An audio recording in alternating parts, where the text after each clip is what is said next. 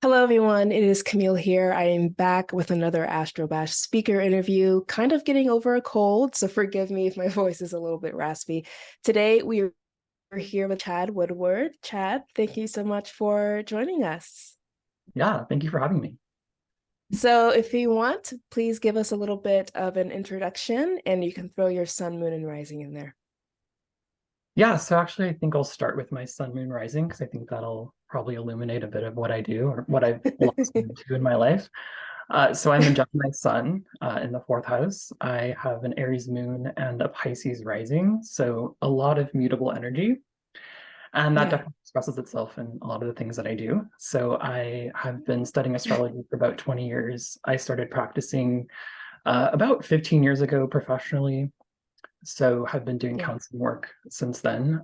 Definitely rooted in the evolutionary tradition. That's kind of how I really entered into studying astrology, was actually through the work of Jeffrey Wolf Green. And but since then, the Gemini energy, I've been studying a lot of different paradigms. Hellenistic astrology, I'm really interested in the history of astrology, mundane astrology, so a lot of different practices, but really do kind of come from that evolutionary perspective a lot of the time. But I'm also a body worker, massage therapist. I practice cranial sacral therapy, also an herbalist. I'm actually just kind of recently getting more into doing more public outreach and working with actually more local community here in San Diego, doing Mhm. classes, workshops on teaching herbalism. So that's been more of a new thing for me. But yeah, a lot of different hats, a lot of different interests. Yeah, I Also, can see the Gemini there. yeah, also academic work too over the last 5 years. I started studying anthropology, so that's a huge passion of mine. Mm-hmm. I entered into a graduate program actually through the University of Wales, Trinity St. David's, so studying cultural astronomy and astrology as well. Nice. So yeah, definitely a lot of writing to write. So in a nutshell. Yeah, thank you for joining us at Astro-Bash in between like all of those things. That's incredible. Yeah, Well, for tell sure. me what about astrology or what about evolutionary astrology kind of drew you to it? Of course, you incorporate many kinds of astrologies. Just curious, what about EA really spoke to you the most? Yeah, I would say out of all the paradigms I've studied, I find that EA really gets down to the subjective experience of the person and really validates their experience of themselves and their life. Yeah, Like I'm so open to astrology being a diversity of different approaches. yeah, But yeah, I just love how EA really helps validate a person's experience and helps them really feel like they're seen.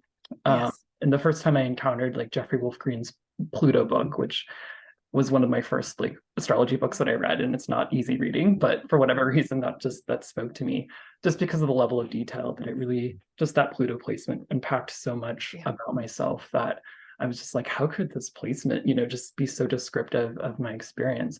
So that's one of it, one reason. The other two would be just the context of the evolution of consciousness and the evolution of the soul and incorporating that into the reading and that worldview for me is just that's how I see things. And I definitely yeah, see, my life as a stepping stone or it's a process of a larger process and a larger journey.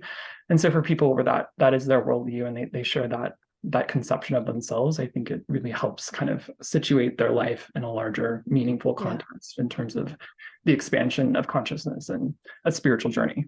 Yeah, I really, really love that. I agree wholeheartedly with the two kind of main cruxes of your argument there, which is that you feel seen and that it accounts for your growth, right? To not feel kind of like stifled by one or many kind of stereotypes. That dovetails really nicely into a question I've been asking a lot of folks here, which is what is the astrological misconception that is out there that kind of haunts you the most, or that you want to go on record to either correct or at least address? Okay, well, since I'm in Gemini, I'm going to go with two. Okay, great. The first is really quick. It's just blaming astrology for everything that's happening Yeah. in your life. I mean, that's a very common thing on the internet. And I mean, to be honest, I've been guilty of this myself. In fact, just last week with Mercury. There was definitely a lot that I was cursing Mercury over. Yeah. But yeah, just my worldview of astrology really is that it's a reflection, and it actually works through synchronicity, or what Jung called synchronicity, a causality. So I really do see astrology as actually revealing the fact that yes, the universe, everything is interconnected in incredible and comprehensible ways, but also that astrology is actually not really causing things. It's all Yes. just kind of happening together. Yeah. So it's a reflective, it's a reflection, and it's giving us information of that. So not really cursing you, and not really, Yeah. causing bad things to happen. So that would be kind of a top one. The other one I think is a bit more nuanced, which is that, and this I think happens both within the field of astrology, but also in the mainstream kind of general public, and also from the perspective of astrology's detractors and naysayers and Yeah. skeptics, Yeah. which is presenting astrology as kind of a monolithic or homogenous field. Yeah. And that really obfuscates, I think, the diversity that astrology really is. I mean, there's just so many different ways of doing astrology.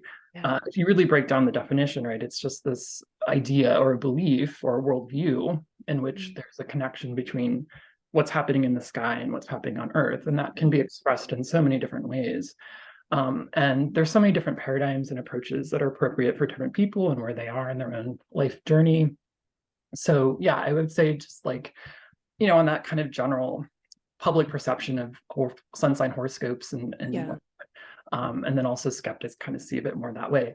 But within the field too, I think there's this conception that people often present of being like a right way of doing astrology, or Yes. Yeah. there's like one way and there's a correct way and a wrong way. And I think astrology really works through this sort of magical synchronistic process that happens in the moment of a consultation.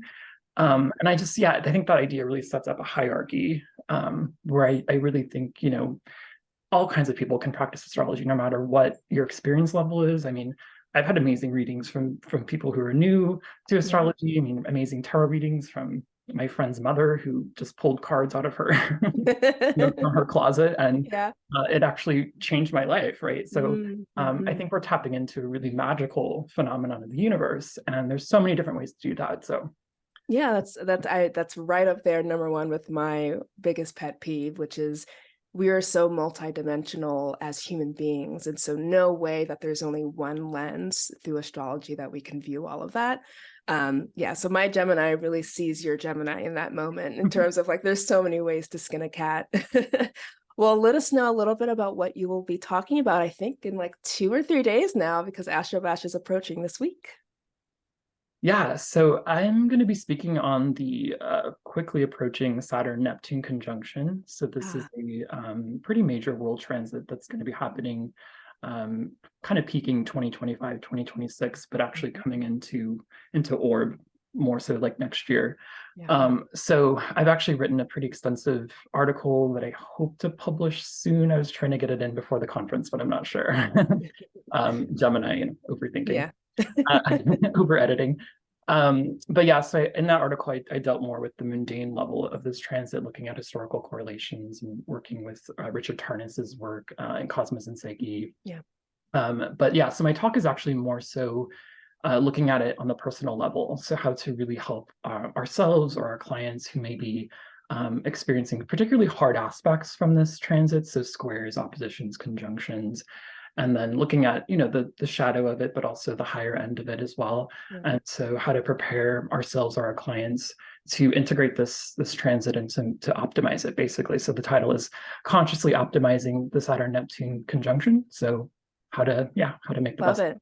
It'll be squaring a lot of my planets, so I will be front row and Okay, center yeah. because I need to optimize it. Quite We'll useful to do. chat. Yeah.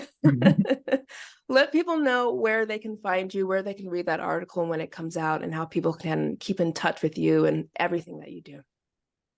Yeah, so my main work I publish on my website, which is cosmicmind.com, and that's with a K. So KOSMICMIND.com. I also have a Substack page, which is Cosmic Mind with a K, .substack.com. So that's mainly where I publish my articles. And then I also have an Instagram, which is also at Cosmic Mind. Excellent. Well, thank you so much, Chad, for joining us. For the folks that are watching, even though Astro-Bash is this week, you can pick up a virtual registration so you can kind of be along with us from the comfort of your home. And even if you can't join us this weekend, these are talks that you can download and have forever. So we do hope that you register for the virtual version. You can go to www.astro-bash.com. Thank you so much, Chad. I will see you soon. Yeah, I look forward to it.